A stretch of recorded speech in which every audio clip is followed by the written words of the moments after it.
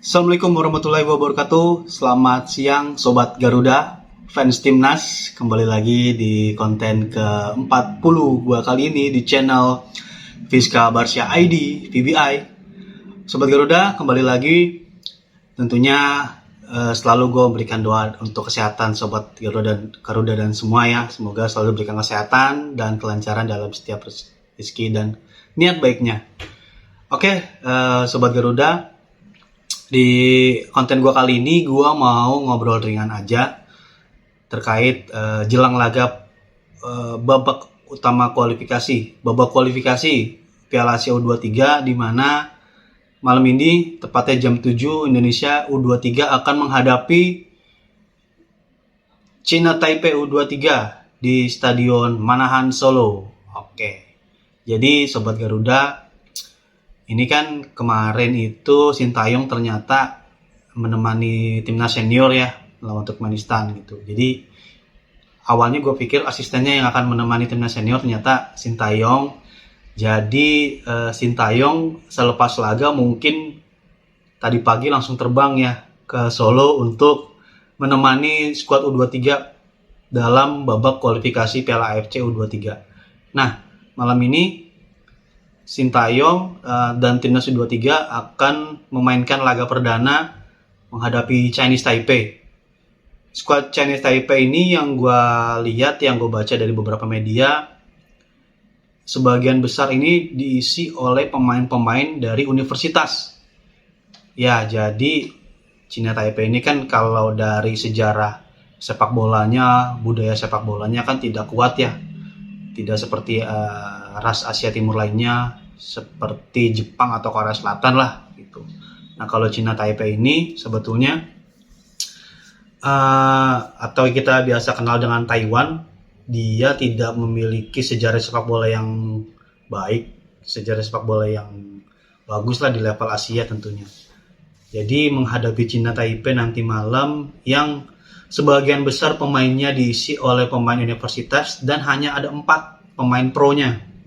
Tuh, jadi gua baca di artikelnya ternyata cuma ada 4. Nah, ini kan membuat materi pemain dari China Taipei ini tentu bisa kita lihat bahwa tidak sebagus pemain yang atau tim yang diisi dengan pemain pro ya.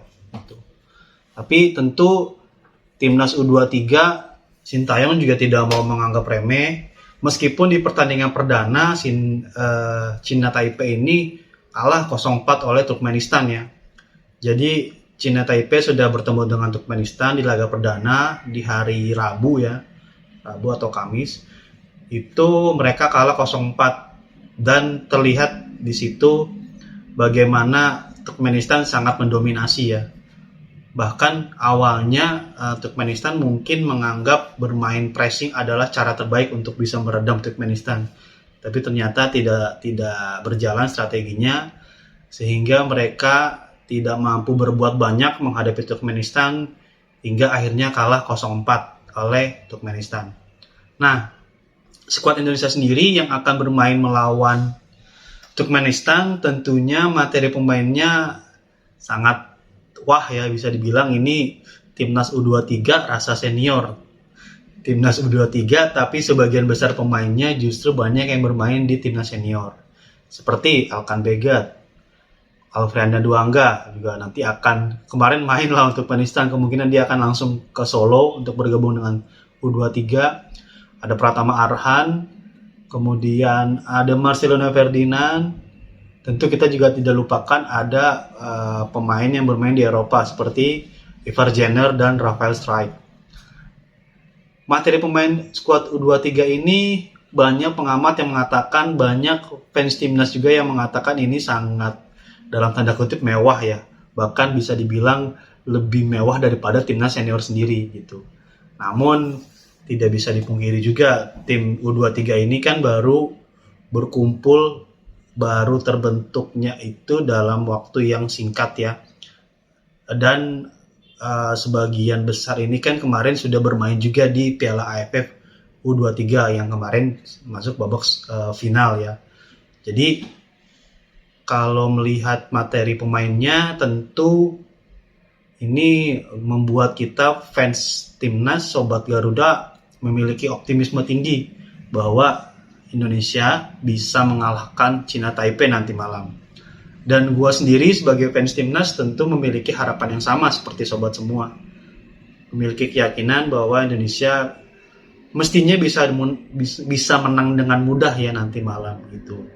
Toh China Taipei sendiri juga kan sebagian besar bukan pemain-pemain profesional yang bermain. Ternyata pemain-pemain kampus, anak-anak kuliahan lah istilahnya. Jadi tidak bisa disamakan juga pemain pro dengan anak-anak pemain universitas. Pasti dari sisi pemahaman strategi, fisik, pemahaman taktik juga tidak akan sebagus pemain pro ya. Tapi tetap harus menjadi hal yang diwaspadai juga, karena China Taipei ini kan meskipun bukan pemain pro juga pasti akan memberikan perlawanan lah kepada tuan rumah timnas Indonesia tentunya.